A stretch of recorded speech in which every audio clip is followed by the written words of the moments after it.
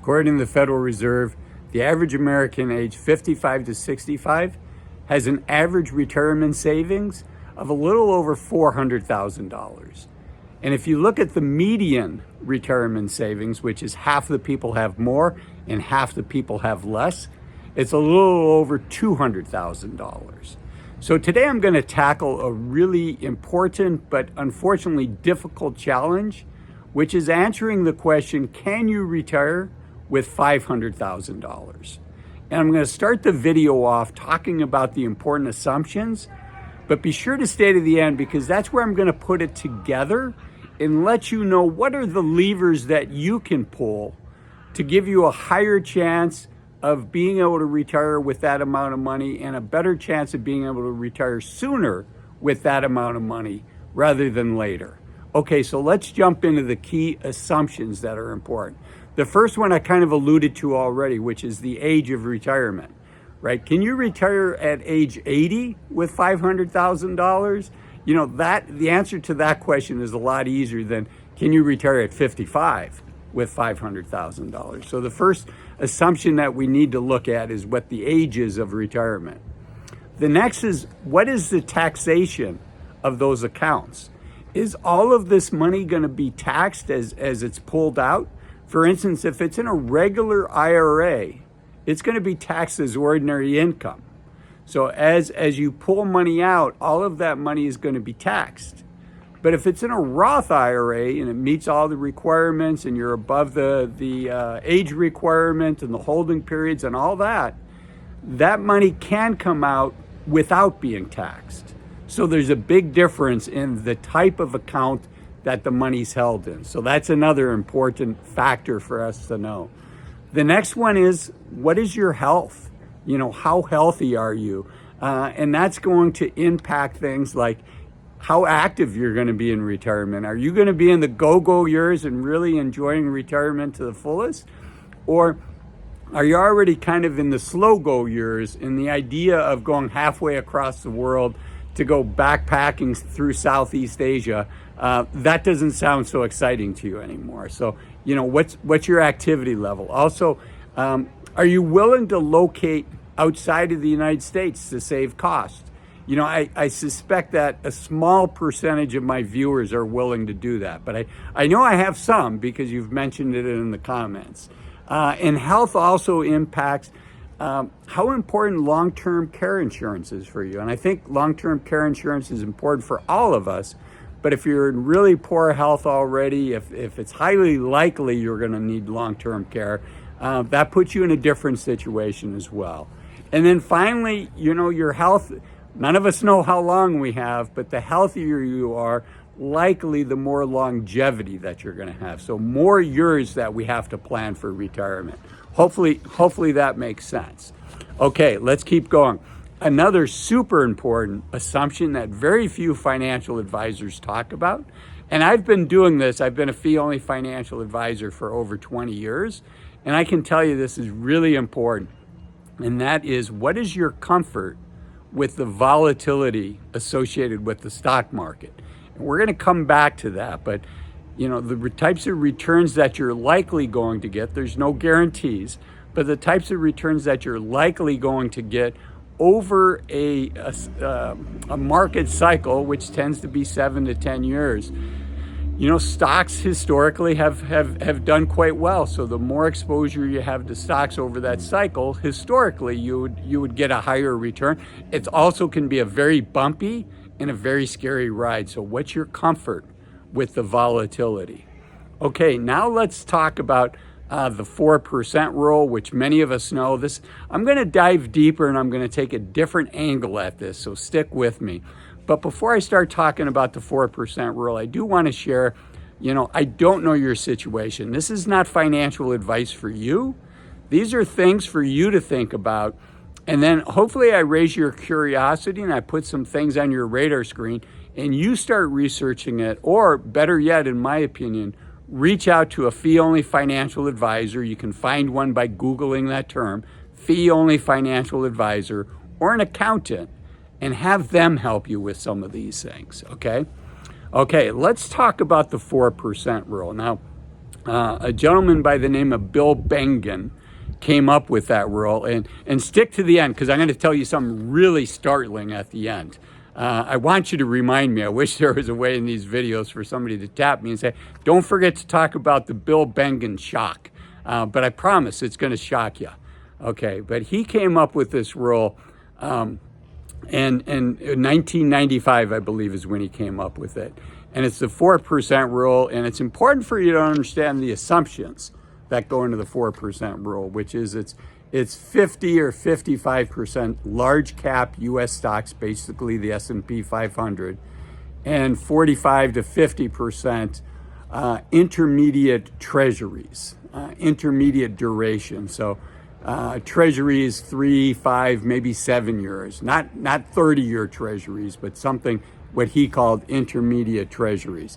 And what he assumed was that he was going to get 10.3%, of the data set. I shouldn't say he assumed. He actually used actual data.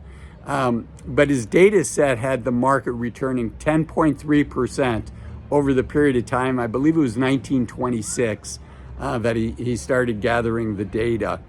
From 1926, data from 1926 and on. So the market did 10.3% during that period of time.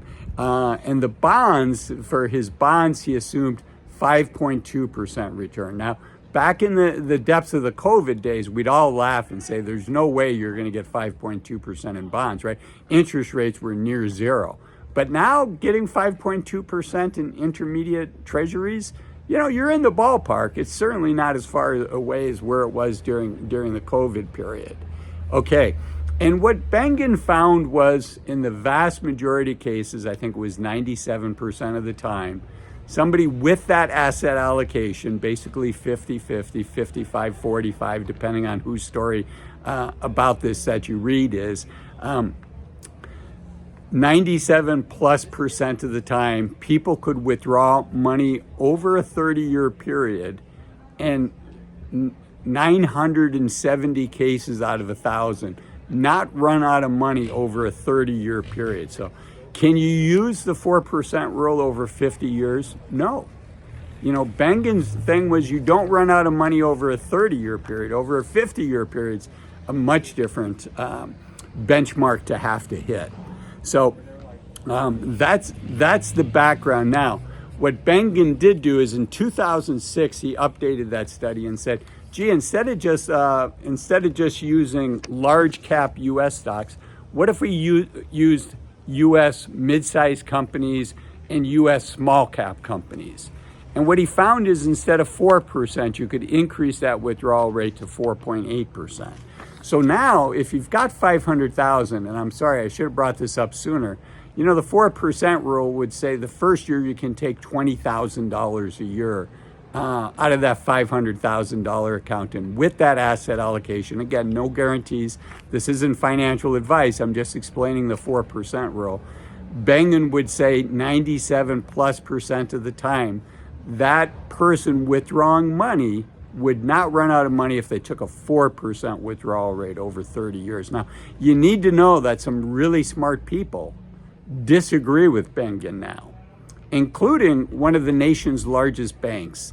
About 10 months ago, as I record this, the wealth management department at JP Morgan sent out a report and said, it's nearly certain, they didn't say it's certain, it's nearly certain that if you do a 4% withdrawal rate in today's world, you're going to run out of money. Okay, and I have another video on that. You can see the other video on that. Let me point up here. Let me pick up my notes. I put those down so I could point. Okay, so you can see that video up there. But Guyton updated that report. Instead of 4%, Guyton said 4.8%. Let's call it 5% just to give me easy math. But if you use the 4.8% rule, right, that would give you just a little under $25,000 you could take out. And then importantly, you index that for inflation. You increase that for inflation. Now, there's also another important person by the name of Jonathan Guyton, Guyton. And what Jonathan Guyton did was, he said, what if in years where the market isn't doing so well, what if we don't take that raise? We don't adjust how much money we take next year by inflation, right? Just like most people, when the market is scary, we cut back. And Guyton says, what happens if you do that? And essentially the number's a lot closer to 6%. Let me see if I wrote it down here. 5.8%. I'm glad I looked. So a little under 6%.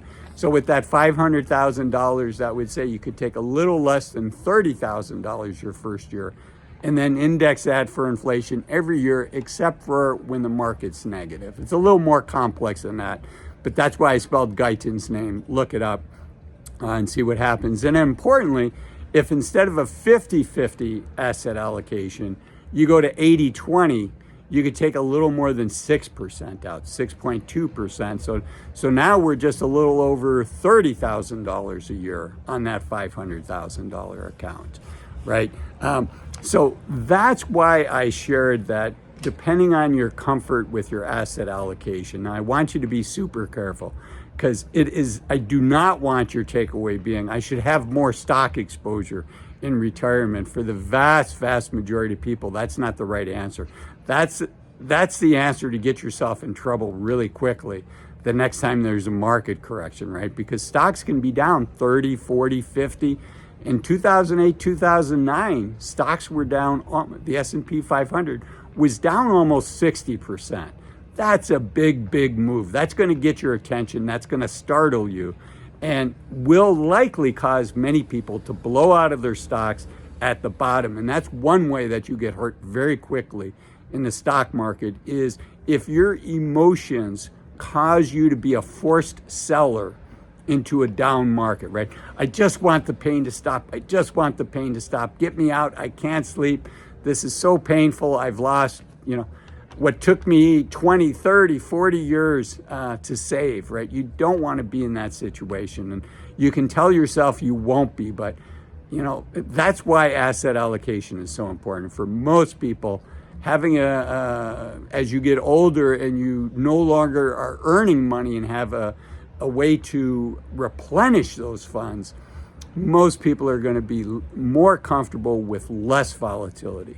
The other thing is, it's hard to make the decision on how much volatility you're going to be comfortable with when you're still working. And volatility is going to feel more painful when you're retired and when you're not making that money. It's going to take your breath away, where maybe before it's like, it's no big deal. I just don't look at my 401k balance. So I wanted to leave you with that caveat as well. Okay, for those of you that are still sticking around, I promise to tell you some shocking news about Guyton.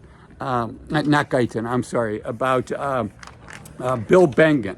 So Bill Bengen, according to Kiplinger's, let me see where my news is here. According to Kiplinger's, in June of 2022, Bill Bengen announced that he was changing his asset allocation from the rule that he developed with that 50-50 or 55-45 allocation, and he was going to 70% cash.